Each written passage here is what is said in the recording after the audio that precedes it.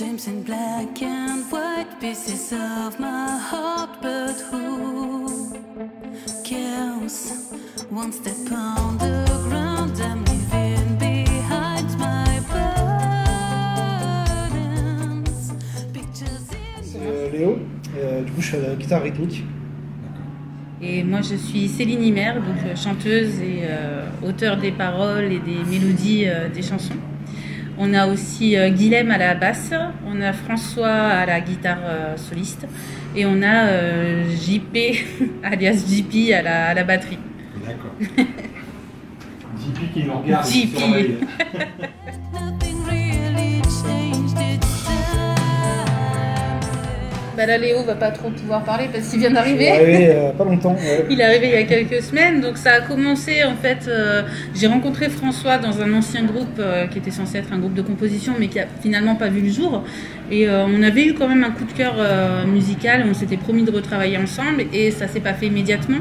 Mais un petit peu plus tard, j'ai rencontré Olivier, qui est notre ancien guitariste, qui avait déjà quelques compositions. Donc j'ai posé des paroles sur ses compositions, des mélodies vocales, et puis ça commençait à tourner. On s'est dit ça serait bien de pouvoir continuer, vraiment donner vie à ces titres. Et de là j'ai rappelé François qui a aimé les titres et qui a accepté de travailler avec nous. Et puis ça s'est enchaîné puisque forcément il nous fallait un batteur.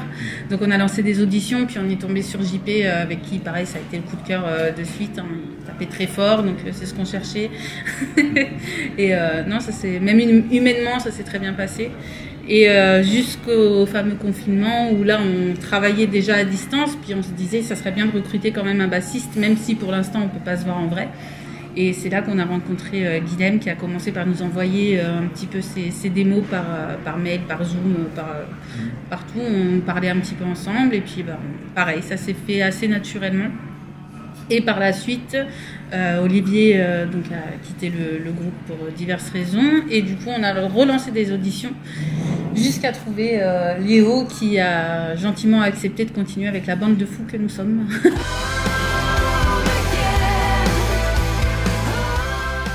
Je cherchais pas de groupe en fait à ce moment-là. Moi je vendais juste une guitare. J'ai été contacté par François et donc il m'a expliqué un peu voilà, que la guitare l'intéressait pas mais qu'il cherchait un guitariste. Et on s'est appelé. On a passé je crois, je sais pas, 1h30, 1h45 au téléphone, donc ça avait déjà bien matché. Du coup je me suis dit j'allais venir pour faire un essai et quand je suis venu ça s'est fait naturellement en fait. Je me suis senti à l'aise tout de suite, ça a bien matché entre nous. Donc voilà, ça s'est fait tout seul, par hasard finalement. Donc là pour l'instant c'est vrai qu'il intègre les titres, mais on compte sur lui pour l'album qui arrive. Il va s'investir plus. Il a déjà beaucoup d'idées, donc n'est-ce pas?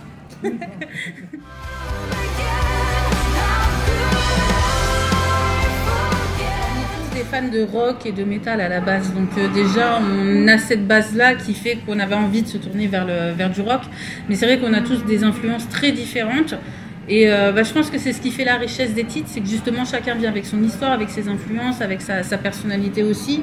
On lance des petites idées comme ça sur des compos qui soit existent déjà ou sur des compos qu'on fait ensemble et soit ça match, ce qui arrive de temps en temps vu qu'on a des titres, mais il y en a beaucoup qui ne matchent pas. Donc voilà, c'est un travail de recherche, de communication et c'est vraiment enrichissant parce qu'on découvre des choses qu'on n'aurait pas fait justement, et c'est aussi grâce à toutes ces influences diverses. Pardon Léo, je ne te maltraite pas.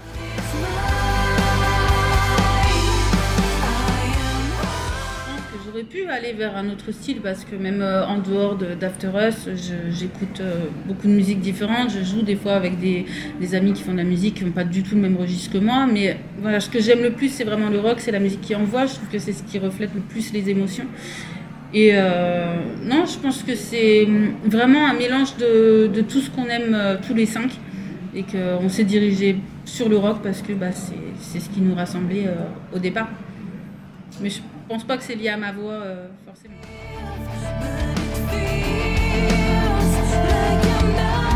Moi sur la partie de la playlist qui me concerne, il y a des trucs un peu plus heavy que la moyenne on va dire.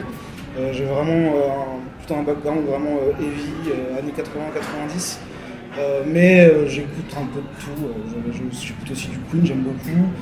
Des trucs plus pop. Je me retrouve beaucoup dans cette playlist justement.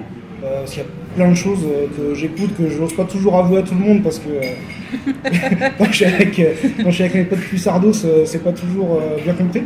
Et là, je me sens à l'aise, parce que voilà, c'est vraiment des influences super variées, et je me retrouve bien là-dedans.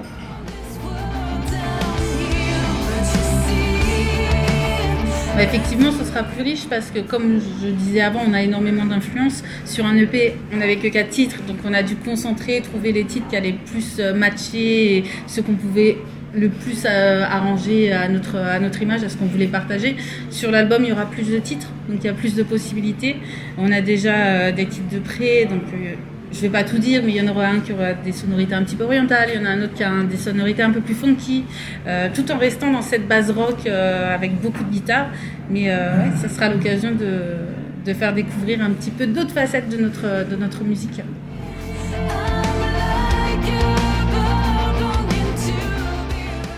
Mélange, comme je dis souvent, nos chansons, c'est des morceaux de vie. Donc forcément, c'est aussi inspiré de ce qu'on a vécu à ce moment-là. Donc oui, on sort un petit peu de la pénombre ambiante, mais c'est un peu aussi une histoire de dire, après la pluie vient le beau temps. On peut, voilà, ça dure pas éternellement, mais c'est aussi les paroles de City Lights. Vers la fin, on parle de Breaking the Dark. Donc voilà, on s'est dit que ça reflétait assez bien l'EP finalement.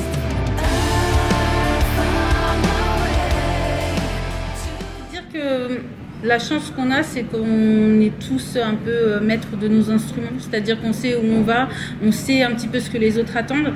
Et par exemple, François, quand il va proposer une idée à la guitare, il sait que ça va être un peu dans l'esprit de ce qu'on a envie d'entendre, de ce qu'on a envie de faire. Moi, si je propose des paroles sur un titre, je sais à peu près que ça va plaire ou pas, parce que je sens un petit peu où ils ont voulu venir sur la composition. On n'a pas vraiment de mode d'emploi, c'est un peu au feeling, j'ai envie de dire. Si quelqu'un a une idée, on va essayer de travailler autour, d'ajouter un petit peu chacun notre patte, la guitare, la batterie, de voir si ça match. Des fois, c'est pas le cas, mais voilà, c'est vraiment un esprit de cohésion qu'on a, et c'est une chance de travailler dans des conditions comme ça, parce qu'on est tous dans la même optique. On a envie de donner le meilleur, et on est assez humble pour admettre que des fois un titre n'est pas bon, et que voilà, même si on avait de bonnes idées, on passe à autre chose parce qu'on sait que c'est pas la peine d'aller plus loin, même si on a travaillé dessus. Donc on a cette liberté là d'apporter chacun notre petite magie. Il y a déjà une bonne base qui a été faite. On a déjà une quinzaine de morceaux sur lesquels on travaille. Voilà, on va dire de finaliser 15 et une quinzaine. Plein de chantiers. Où on est encore en train de faire des arrangements, de changer des choses, de les finaliser, quoi. Et du coup, moi, c'est là où j'ai l'opportunité justement de pouvoir mettre encore ma patte avant qu'on parte en studio pour l'album, d'apporter mes idées, d'apporter un peu ma patte dans le groupe, quoi.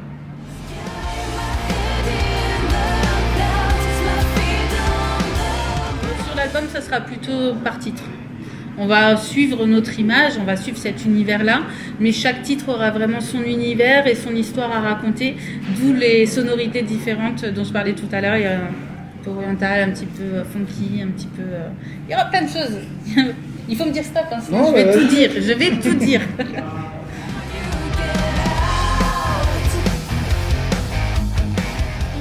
Des visions différentes. Non, vraiment, parce qu'on a JP et François qui sont très cadrés, qui sont très organisés, très précis, enfin qui ont une vision vraiment un petit peu comme la journée qu'on fait aujourd'hui, d'interview très organisée, très calibrée. Léo, je connais pas trop ton moi, j'essaie de gérer un peu tout ce qui est sur les réseaux sociaux, partager sur Twitter, choses comme ça. Je pense que la communication aujourd'hui, ça passe par tout en fait. On ne peut pas se contenter de se dire on va être à fond sur les réseaux sociaux ou on va faire que des clips. Je pense que c'est important de pouvoir diversifier les moyens de communication pour se faire connaître et du coup on fait le maximum un peu partout, quoi. Ouais, et puis moi je suis un petit peu la plus poète du groupe, j'ai envie de dire, parce que moi j'espère toucher avec mes mots, avec notre musique, et je me dis que c'est ça qui fera découvrir et qui fera aimer, et voilà, que ça nous ouvrira peut-être d'autres horizons de personnes qui n'auraient pas forcément écouté ce genre de musique.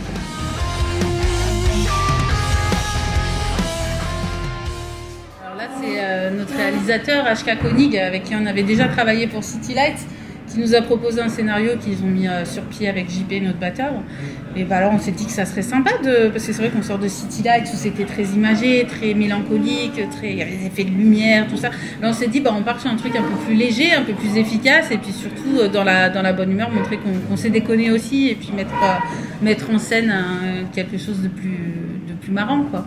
Et je pense qu'il a très bien réussi, parce qu'on a aussi le visage de David Faure, qui est un comédien à qui on a demandé de venir pour ce clip, et qui exprime très très bien les émotions, et du coup on s'attache un petit peu à lui tout au long du clip. On se dit, le pauvre, pourquoi lui fait ça?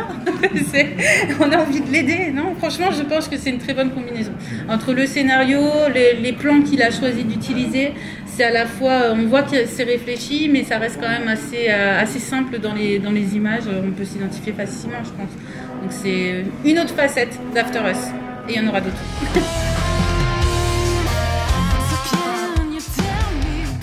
Artistiquement, à côté, je regarde beaucoup de films par exemple, mais est-ce que ça m'influence directement? Je sais pas. Je sais pas vraiment, mais non, sinon, rien qui me vient comme ça. Exemple de film?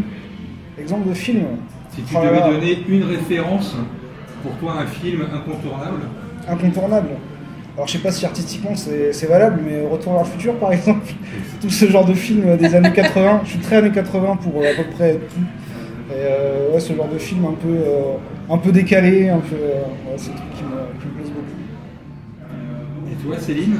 Moi je suis très inspirée par toutes les questions de spiritualité, que ce soit pas seulement de la religion, un petit peu de qu'est-ce qui nous entoure, pourquoi on est là, où est-ce qu'on va. Et c'est vrai que quand on change de point de vue, qu'on se pose ce genre de questions, ça laisse un champ assez vaste d'idées. En tout cas moi c'est mon cas, et ça me permet d'écrire en changeant de point de vue, en abordant de nouvelles choses dans mes chansons. Après j'aime moi aussi les films, et j'aime bien l'univers des fées, les choses comme ça, donc c'est un peu plus fantaisiste dans mon esprit, je pense, que Léo et le reste de l'équipe.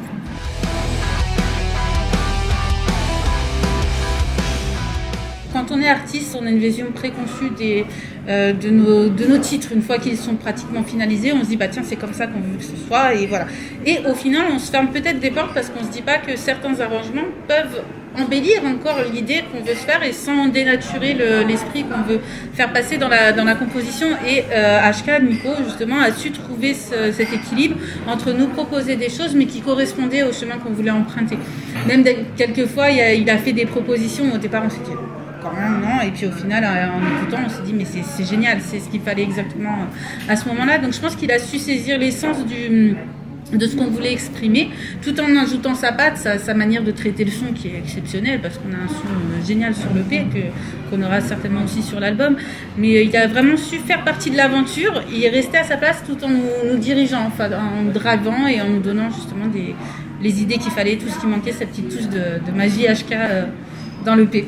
Donc tu confirmes que la rencontre a été primordiale dans l'enregistrement des 4 titres? Tout à fait. Tout à fait, parce que je pense que si on avait enregistré autre part, déjà d'une, on n'aurait pas certains arrangements qui, par exemple, je pense à City Light, la fin de City Lights, tous ces enchaînements vocaux, les couches de voix, même certaines idées, c'est lui qui me les a données, parce que j'avais pas du tout pensé à ça, et quand il me l'a proposé, j'ai dit mais c'est génial. Donc oui, il a vraiment sa part entière dans la création de l'EP, et il l'aura certainement dans l'album. C'est quelqu'un de créatif, c'est pas seulement un ingénieur. Il a vraiment ce petit truc en plus que n'ont peut-être pas d'autres personnes.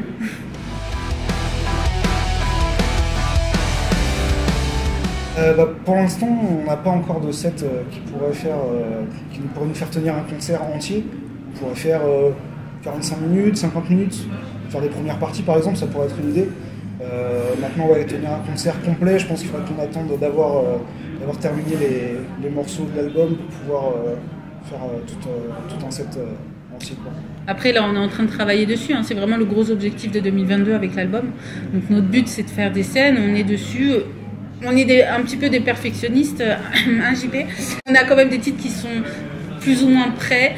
Il manque un petit peu d'arrangement, un petit peu de choses, mais on sera prêt. Et je pense qu'après l'été, on sera en mesure de proposer des concerts dont on pourra être satisfait. Comme dirait JP, on n'ira pas sur scène tant qu'on n'est pas sûr que ce qu'on propose ce soit vraiment abouti et qu'on soit satisfait nous-mêmes du travail qu'on va pouvoir montrer au concert. Et surtout pouvoir être fidèle au son qu'on a sur l'EP et qu'on aura sur l'album. Pouvoir proposer des versions qui soient qui soient pas totalement différentes, qu'on se dise pas waouh quand même.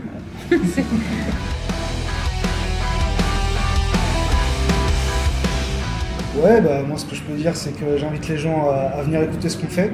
On le fait avec tout notre cœur, on essaie de mettre un maximum d'émotions, d'être le plus sincère dans ce qu'on fait, de le travailler le mieux possible. Et tout ce qu'on espère c'est pouvoir le partager avec des gens pour qu'ils prennent autant de plaisir à l'écouter que nous à le jouer. Ouais, bah, comme le dit Léo, on est des passionnés de musique, on donne tout ce qu'on a pour rendre notre musique la plus correspondante à ce qu'on veut exprimer. Et on travaille vraiment dur pour que l'album soit dans l'esprit de l'EP et que vous puissiez en profiter et vous donner le meilleur de ce qu'on sait faire. Et donc on vous donne rendez-vous début 2023 pour découvrir l'album et on espère vous retrouver sur scène très rapidement. Et merci beaucoup pour tout le soutien qu'on nous montre, que ce soit sur les clips, que ce soit sur l'EP, sur les différentes plateformes. On ne s'attendait pas à un d'aussi bon retour déjà avec un premier clip, sachant qu'on n'est pas connu, on sort de nulle part. Donc c'est très encourageant et on va se servir de toute cette bonne énergie pour continuer. Donc merci beaucoup et à bientôt. Merci à vous pour l'interview en tout cas. Merci. Avec plaisir. Et puis je vous donne rendez-vous en 2023 pour Ça marche. découvrir votre nouvel album. On sera là, on sera prêts. Merci. Merci beaucoup.